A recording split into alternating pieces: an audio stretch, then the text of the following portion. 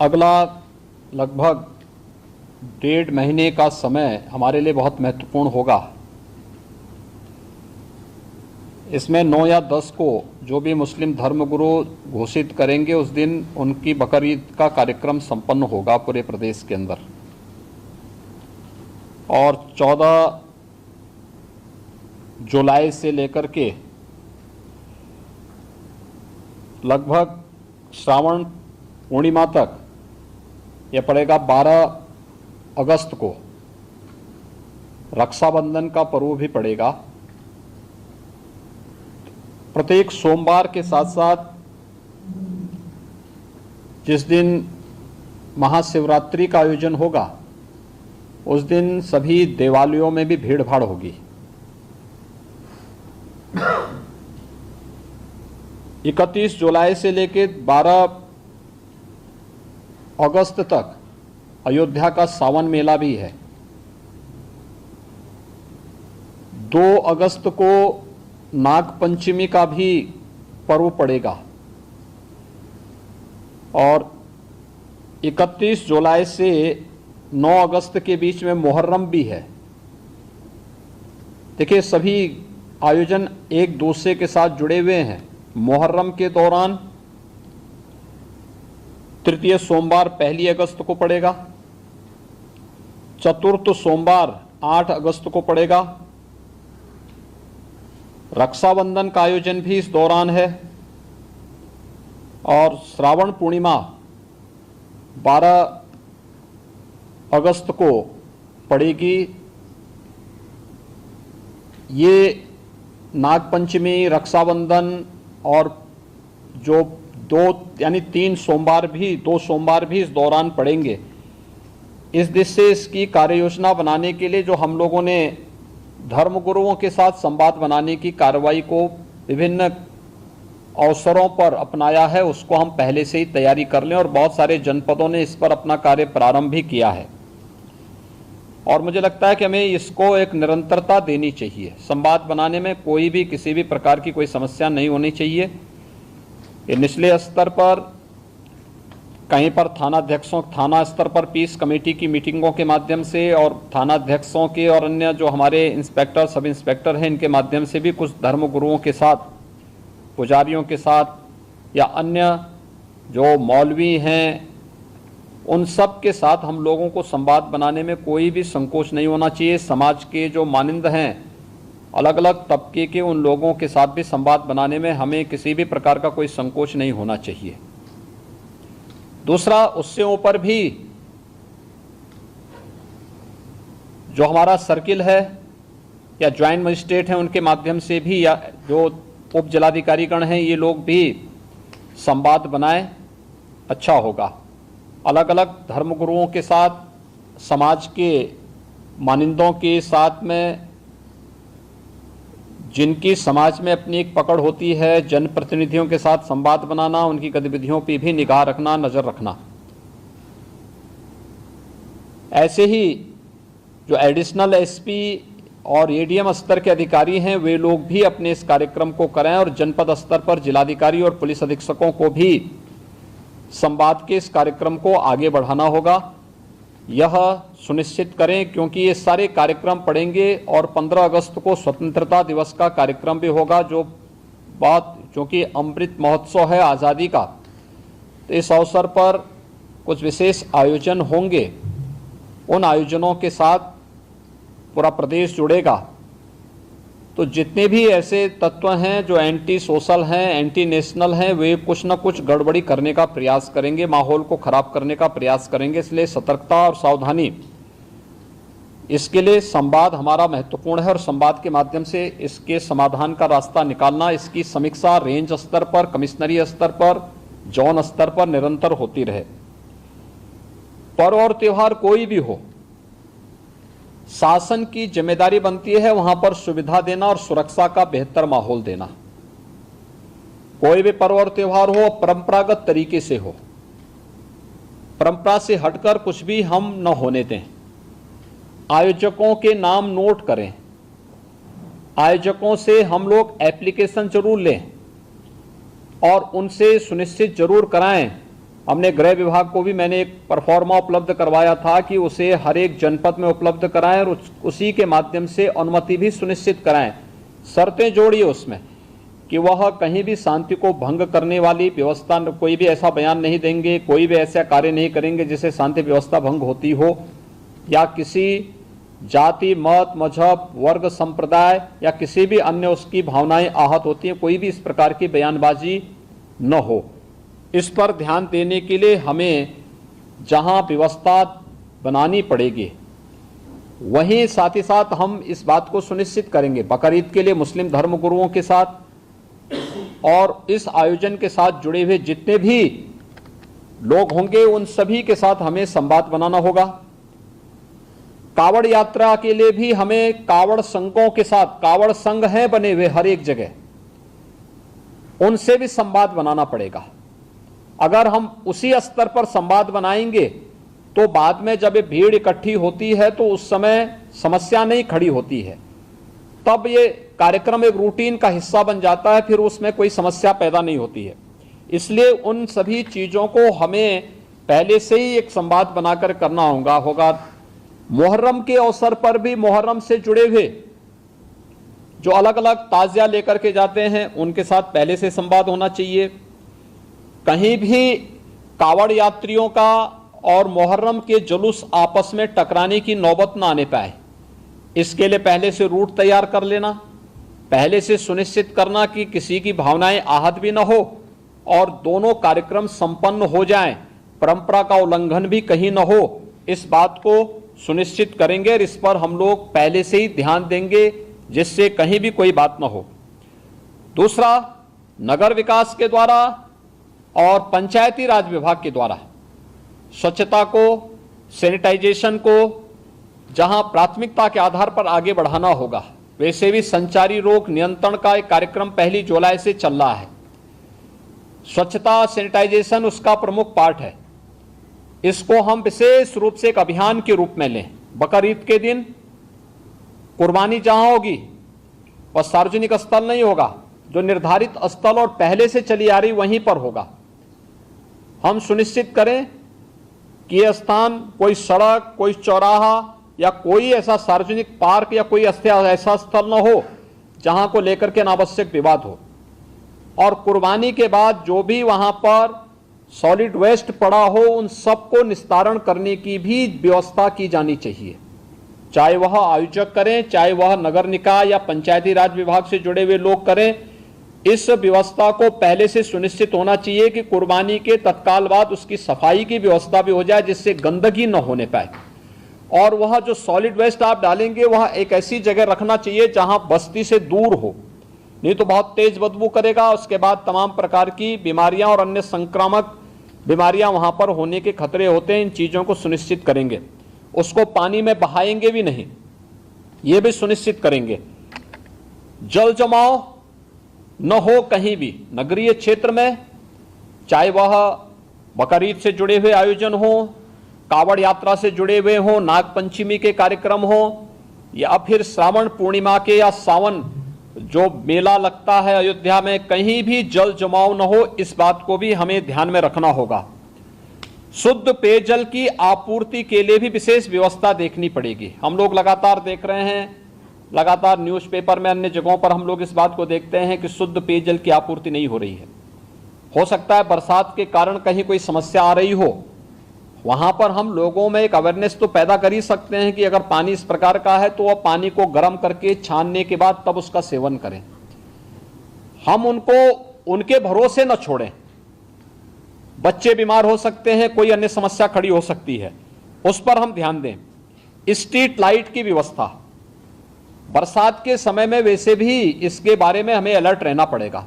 नगर निकायों को भी जहां जहां ये आयोजन हो और कावड़ यात्रा से जुड़े हुए जितने भी रूट हों वहां पर भी स्ट्रीट लाइट की व्यवस्था ठीक हो। सुरक्षा के प्रति अत्यंत सतर्क रहना पड़ेगा, पेट्रोलिंग बढ़ाना पड़ेगा, सोशल मीडिया पे नजर रखनी पड़ेगी। और कोई भी व्यक्ति भड़काऊ बयान देता है या कोई भी ऐसी बयानबाजी करता है जो सुरक्षा के लिए या किसी समुदाय की भावनाओं को आहत करके उसे भड़काने की कार्रवाई कर रहा है तो हमें कार्रवाई करने से हिचकना नहीं चाहिए और बहुत सख्त कार्रवाई उन स्थितियों में हमें करनी चाहिए। दूसरा, विद्युत विभाग से जुड़ा हुआ है जिसमें विद्युत की आपूर्ति अनवरत बने। जर्जर पोल और तार को पहले से हम रिप्लेस कर लें, उसका मरम्मत आदि का काम कर लें, जो भी हमें करना हो उसको हम कर लें। सड़कों की मरम्मत सुनिश्चित कर लें, ये ग्रामीण हो शहरी क्षेत्र की सड़कें हो, जिन सभी संबंधित विभागों से हो, जिलाधिकारी और मंडलायुक्तगण इन सब की समीक्षा जनपद स्तर पर सुनिश्चित कर लें कि कहीं भी और जवाबदेही के साथ करवाएं, जल जमाव न हो, गंदगी न हो, सड़कों में गड्ढे न हो, इन बातों को हम सुनिश्चित करें। मीट मछली कावड़ यात्रा की रूट पर न हो, अच्छा होगा। अनावश्यक उसके कारण उत्तेजना पैदा हो सकती है या उस रूट पर कोई ऐसा कार्य न होने पाए, क्योंकि कभी कभी लोग शरारतन कर देते हैं कि उस रूट पर ही किसी प्रतिबंधित पशु को मार करके फेंक देते हैं जिससे वे लोग उत्तेजित हो सकें, क्योंकि जो शरारती तत्व हैं वो हर प्रकार का संभव प्रयास करेंगे। हमें उसके प्रति सतर्कता बरतनी चाहिए। ऐसे ही वह जो कार्यक्रम जो भी हो परंपरागत तरीके से हो, कुर्बानी प्रतिबंधित स्थलों पर न हो, या कावड़ यात्रा भी परंपरागत रूट से ही जाए, परंपरागत रूट से हटकर जाने की परमिशन हम कतई न दें और पहले से हम उन सबके साथ संवाद बना लें कि जबरदस्ती जो रूट नहीं है उस रूट पर जाने का कोई भी प्रयास न करें। इन बातों को हम सुनिश्चित करेंगे हर जनपद में, और जहां पर इन सभी कार्यक्रमों के लिए हो विशेष कंट्रोल रूम की स्थापना करके निश्चित उसकी वहां पर नियमित समीक्षा भी की जानी चाहिए। पीस कमेटी की बैठक के बारे में मैंने पहले कहा, यातायात प्रबंधन के बारे में भी जहां आवश्यक हो वहां पर हमें लोकल स्तर पर उसकी व्यवस्था सुनिश्चित करनी चाहिए। अंतर जनपदीय समन्वय के साथ ही अंतरराज्यीय समन्वय को भी हम प्राथमिकता दें। खासतौर पर पश्चिमी उत्तर प्रदेश में गाजियाबाद से हरिद्वार के बीच में जो कावड़ यात्रा चलेगी, इस कावड़ यात्रा के रूट में अगर आप देखेंगे तो दिल्ली से, पंजाब से, हरियाणा से, राजस्थान से और भी अन्य स्थलों से काफी बड़ी संख्या में कावड़ यात्री आते हैं। अच्छा होगा उन राज्यों के साथ हम पहले से संवाद बना लें, संवाद बना करके उनको राज्य सरकार के द्वारा क्या क्या नियम बनाए गए हैं उसके पालन के बारे में उनको बता दें। दूसरा, जो मैंने पहले भी कहा स्वास्थ्य विभाग में, कि जो लोग कोविड से इन्फेक्ट हुए थे सेकेंड वेव के दौरान, वो लोग बहुत लंबा पैदल चलने का प्रयास न करें, अनावश्यक रूप से उनके जीवन के साथ खिलवाड़ हो जाएगा। जा रहे हैं तो पानी की व्यवस्था सुनिश्चित करें, जगह जगह मेडिकल कैंप भी रहे और किसी भी प्रकार की कोई लापरवाही उन स्थलों पर न हो, इन बातों को हम ध्यान में रखेंगे। प्लास्टिक फ्री सभी आयोजन हो, किसी भी आयोजन में जब प्लास्टिक को हम लोग 19 में प्रतिबंधित कर चुके हैं और इधर भारत सरकार ने 1 जुलाई से प्लास्टिक पूरी तरह प्रतिबंधित किया है, तो हम लोग प्लास्टिक फ्री पूरी व्यवस्था को बनाने का प्रयास करें। स्वच्छता का विशेष ध्यान दें। कावड़ महिला और पुरुषों के लिए अलग अलग टॉयलेट हो, पर्याप्त मात्रा में जल की आपूर्ति वहां पर होती रहे, ये भी हम इसको देखें। और सतर्कता के लिए सेक्टर स्कीम अभी से हम लागू कर सकेंगे तो ये अच्छा होगा। इन सभी कार्यक्रमों को व्यवस्थित तरीके से अभी से लेकर के और स्वतंत्रता दिवस के कार्यक्रम के लिए जो भी आयोजन हर जनपद के लिए, हर विद्यालय के लिए, हर ग्राम पंचायत के लिए हमारा प्रयास होना चाहिए कि ग्राम पंचायत के सचिवालय में भी स्वतंत्रता दिवस के दिन भारत का राष्ट्र झंडा फहराया जाए। नगर निकायों में होना चाहिए, हर नगर निकाय के अंदर अच्छा आयोजन होना चाहिए, सांस्कृतिक कार्यक्रम होना चाहिए, राष्ट्रभक्ति के गीतों को का वहां पर कार्यक्रम हो, स्वतंत्रता संग्राम सेनानियों को।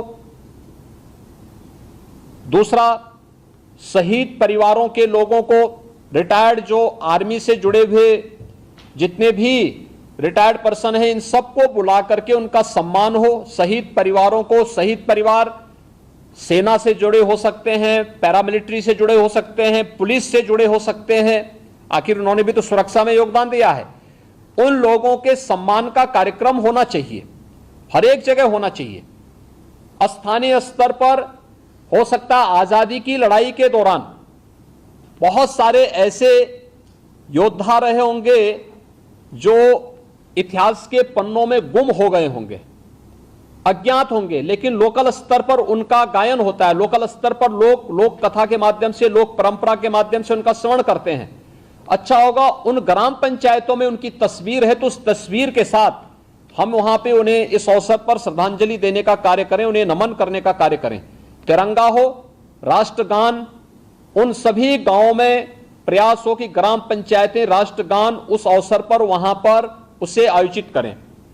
जिन गांवों में अमृत सरोवर बन चुके हैं, अमृत सरोवर के तट पर ही यह आयोजन हो सके तो अच्छा होगा। उसकी फोटोग्राफ भी कलेक्ट करें ग्राम्य विकास विभाग कि ग्राम पंचायतों के साथ संवाद बना करके ग्राम्य विकास और पंचायती राज विभाग वहां पर इस कार्यक्रम को आयोजित करें। नगर विकास विभाग भी इस बात को सुनिश्चित करें कि अगर अमृत सरोवर बन चुके हो तो अमृत सरोवरों के तट पर भी कुछ कार्यक्रम लोकल पार्षद के नेतृत्व में इन आयोजनों को हम कर सकेंगे। उसका अपना एक मैसेज होगा।